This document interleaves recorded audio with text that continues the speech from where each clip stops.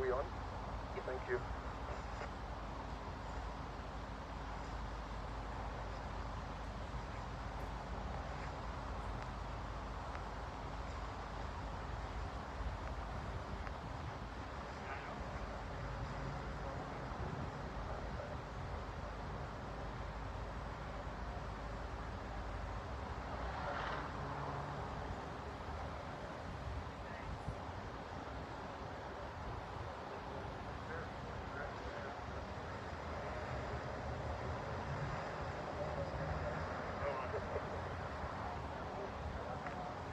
But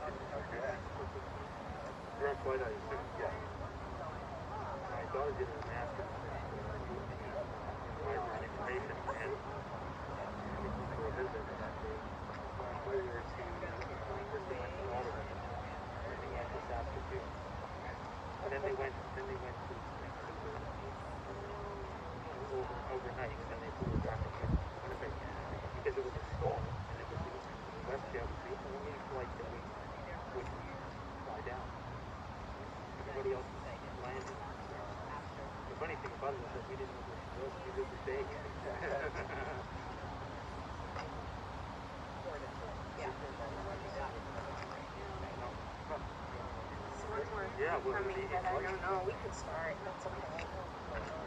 Yeah.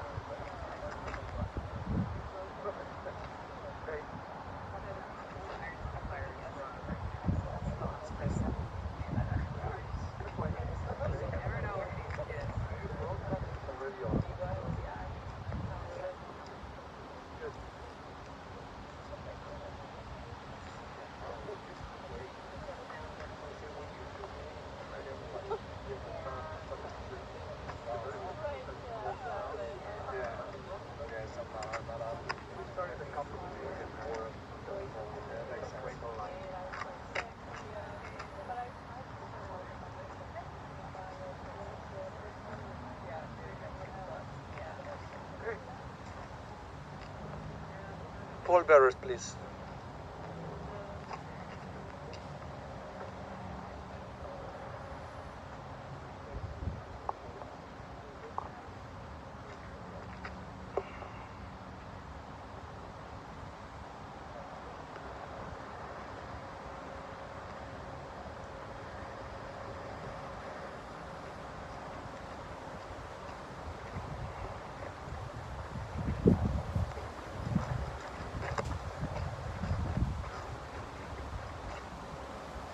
מזמור לדוד, אדוני רואי לא אכסר, מן הוד שירביצני,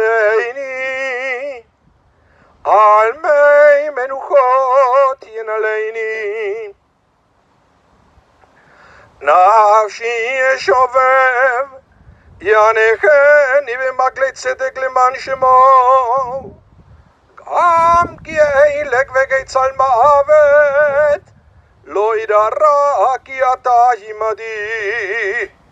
שבטך ומשענתך הם יחמוני, תערוך לפני שולחן נגד צורריי, דשענת בשמן ראשי כוסי רוויה. אך טוב וחסד ירדפוני כל ימי חיי, ושבתי בבית אדוני לאורך ימים.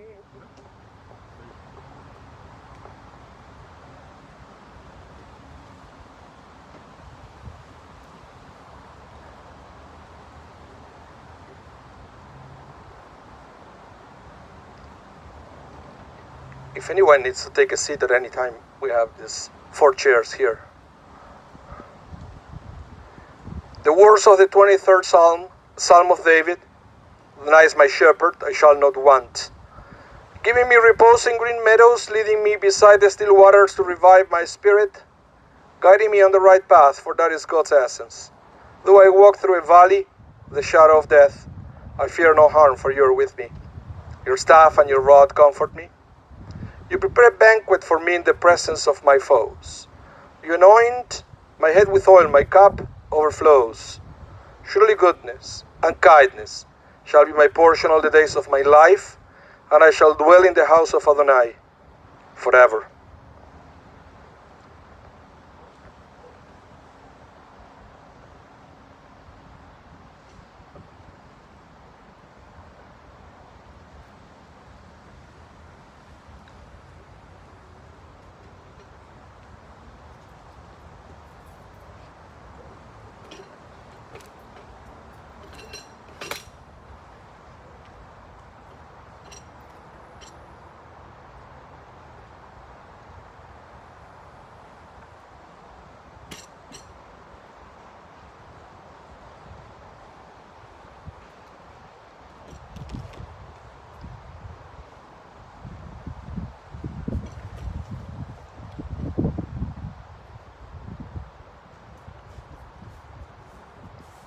Thank you everyone for coming out this afternoon, and thank you all of you on the internet for tuning in. My name is Rabah Mas from Congregation Shaarey Zedek, and it's my great honor to be here officiating the funeral services for Allan Walder Z of blessed memory, who was also known to the Jewish people by his Hebrew name, Abraham ben Yitzchak Halevi v'Chana. He was the son of Isaac and Anna Walder of blessed memory, the husband of the late Bernice Walder of blessed memory, the brother of David Walder of blessed memory, and Sadie and Charles Koplovich of blessed memory, the father of Sharon Walder and Lorne Pollock, Marilyn Walder Billinkoff of blessed memory, and Lorne Billinkoff, the grandfather of Mitch, Alex, and Nathan, the great-grandfather of Shalev, Boaz, and Nava. Allan passed away on July 13th, peacefully, at his room in the Simkin Center, after a fruitful life at the age of 104. As I mentioned, Allan had a long and fruitful life. In fact, the first mitzvah in the Torah is to be fruitful and multiply. As the verse in Genesis 1 states, and God said, "Be fruitful and multiply and fill the earth." And after the flood, God repeated this commandment to Noah. And God blessed Noah and his sons, and he said to them, "Be fruitful and multiply and fill the earth." So why is the Torah commanding us to bear fruits? Perhaps we can understand it through the words of the Talmud. There we read the story of Honi, the circle drawer. It says that one day Honi was traveling on the road, and he saw a man planting a carob tree. So he asked, "How long does it take for this tree to bear fruits?" The man replied, 70 years. Honi then further asked him, "Are you certain that you will live another 70 years? The man replied, "Well, I found already grown carob trees in the world, as my forefathers planted those for me, so I too plant these for my children." The fruits from Allan's life will certainly be present in this world for many years in the future. His legacy will continue in the life of everyone who knew him, especially his beloved family. People knew how special he was. People will say that Allan was unique and sometimes a little bit of a character. He was funny with a great sense of humor. He was also very smart, especially really good at math. Numbers came easy to him. He liked to talk about money, pharmacy business, and the stock market. Allan served in the army during the Second World War in the medical corps as a pharmacist. He was stationed in Germany. And after the war, he came back to Canada and opened his own store until he sold it in 1969. At that point, he decided it was easy just to work as a pharmacist for other people. He will say that those were the best years of his life, and that was a great decision that he made. He didn't have to work so hard anymore, so he had more time to spend with his wife, with his family, and now he could travel. He was retired for almost as many years as he worked, something that is very unusual, considering that he started to work at an early age selling newspapers and never stopped until he retired in his early 70s. Well, and he lived until 104. But not everything in Allan's life was work. He was a great golfer, boasting about his 4 holes in one during his golfing career. He loved golfing and made lots of good friends there. Allan golfed until his early 90s, and actually he stopped only because he couldn't see where the ball went anymore. He tried to share his passion for golfing with his beloved Bernice, with Marilyn, and with Sharon, with little to no success.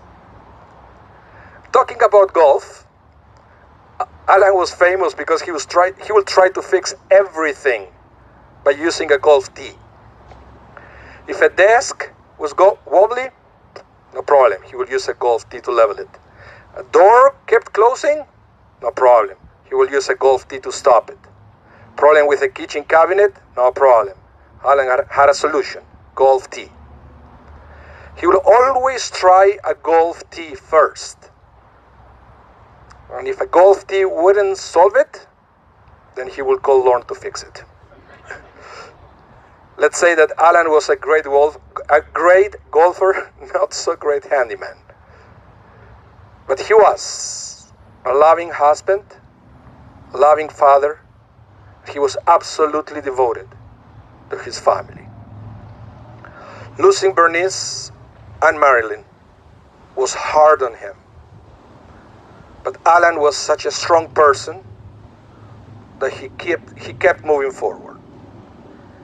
He kept living and had a chance to see everybody before his passing. So, when we come to this place, what is gone is very evident. We share memories in the hope that we can understand what stays with us. So now, to continue the process of remembering and honoring Allan, I would like to invite Sharon to come to the microphone to eulogize her father.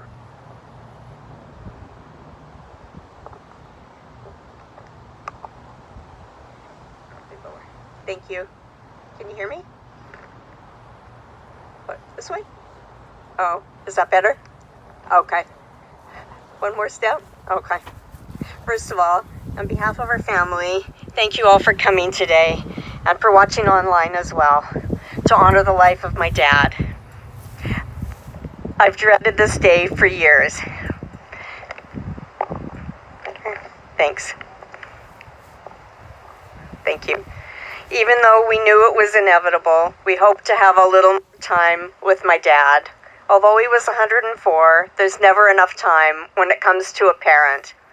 My father had many layers. First of all, he was proud to have his roots in the North End. His difficult childhood during the Depression made him into the strong man that he became. He worked from a very young age, selling newspapers on the corner, making deliveries for a drugstore, anything he could do to help his parents. He was a World War II vet, although the stories that he told about his war experiences didn't start to come out until many years later. Then the stories started to flow about his escapades in Europe post-war and his work in a military hospital in Germany. not to mention the still that he found operating in the dispensary of the hospital where he was stationed, and which he kept going. He sent money home to his parents regularly, and this was cash through the mail, from his ventures such as working the still and selling his army ration cigarettes and chocolates. He was a very hard worker and had strong beliefs about the value of $1. I remember that when we were younger, he would take Marilyn, my mom, and I to Clear Lake and drop us off for 3 weeks so that we could have a nice vacation with our friends and family. If he was able to, he and my Uncle Martin would come back on the weekends to visit us. When I was a kid, I didn't think much about this. I just thought we were having fun. But when I was older, I realized how hard that must have been for him to do.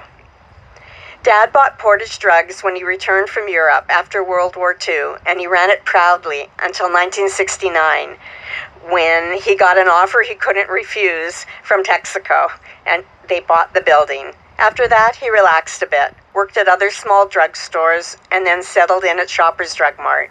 He worked part-time until he was in his 70s, finally retiring around 73. My dad was very loyal to his family and did whatever he had to do to assist them, from paying their mortgages to giving them a job. I think everybody in the family took a turn at working at Portage Drugs, from his brother Dave to my Zadie Abe to my cousins.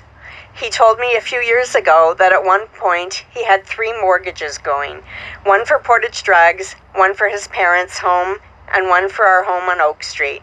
Not bad for a poor kid from the North End. When he told me all of this, I was so proud of him and realized how hard he had to work to accomplish everything that he had in his lifetime. But most of all, our dad was a loving husband and father who always was good to my mom, to Marilyn and I, and to all his family, including his parents, siblings, in-laws, nieces, nephews, grandchildren, and then finally great-grandchildren. He enjoyed spending time with my mom, unless a game of golf with Martin Schwartzwald interfered. And they were very happy together, whether they were on vacation in Maui and later in Palm Springs, or just sitting together in the den watching TV. Their relationship continued to evolve, especially after Dad's eyesight began to fail, and Mom began to step in as his eyes and ears. They balanced each other's strengths and weaknesses, and remained in sync with each other till close to the end.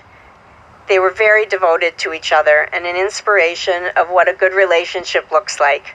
The last few years were very challenging for my dad, first with my mother passing on December 14th, 2020, and then Marilyn on November 16th, 2021, but he remained stoic and strong right to the end. I'd be remiss if I didn't mention that Dad was a relentless kidder who always enjoyed a good argument, especially if he won it. He kept his sense of humor to the end. On his 100th birthday, at the party we made for him at the Simpkins Center, we gave him several plaques from various government officials and political figures. When we gave him the letter from the Queen, he remarked, "What? She couldn't send a check?"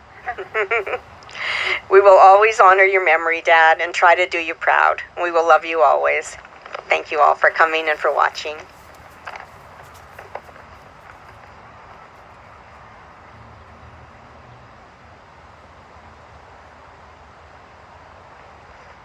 Thank you so much. May the memory of Allan Walder be a source of blessing, inspiration, and comfort. Let us all say Amen. The memorial prayer. El male rachami shochem bameroimi ametzei menucha nechona tachat kafei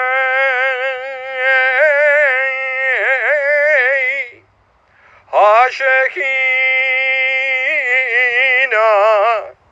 v'ma'alot kedoshim kedoshim uteorim kezoyer harakim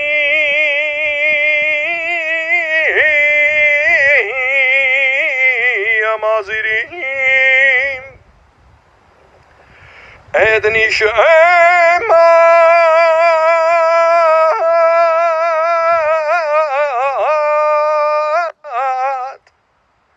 Edni shemat, Abraham ben Yitzchak Levi vechana, she'alach le'olamo, v'avur shanu mitpalelim, v'adat zkarat nishemato, began eitein,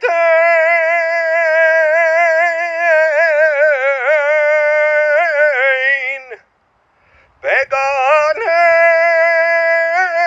edentei menuchato, lachem balarachamim, ahastir eyu veseder kenav leolamim, utzeror bitzror achayim, achayim et nishemato, Adonai unachalato, ve'yanuach ve'shalom,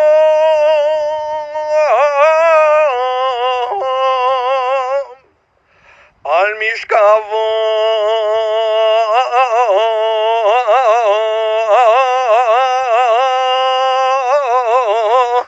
ve'nomar amen.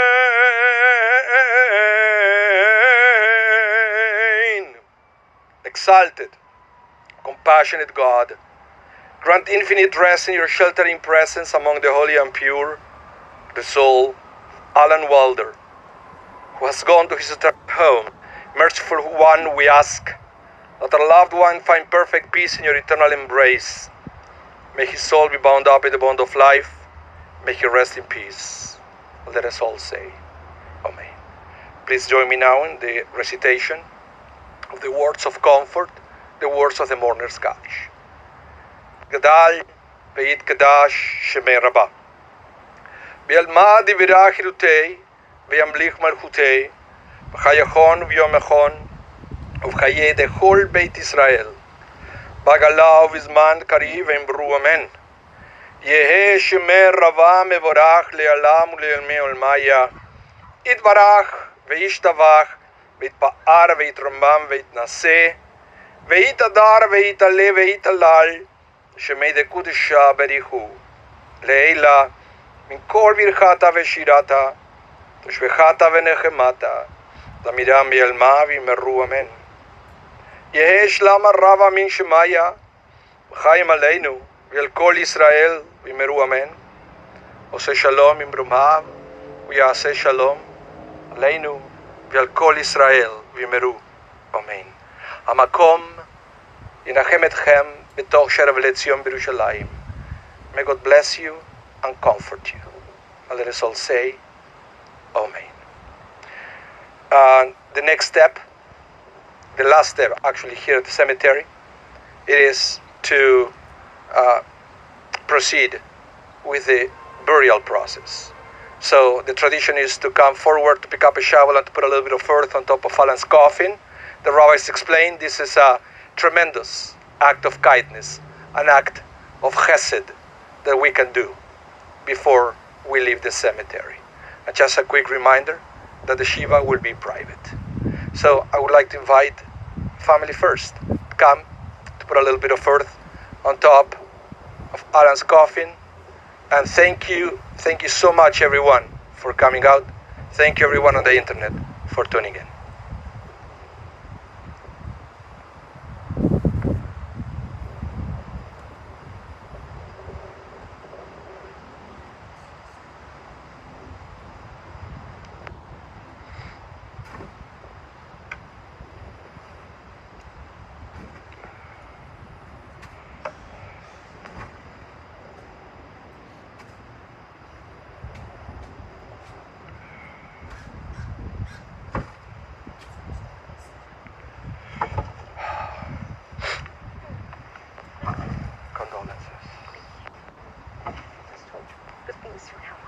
Yes, 3 years in a row is too much. the deep. I'm a positive.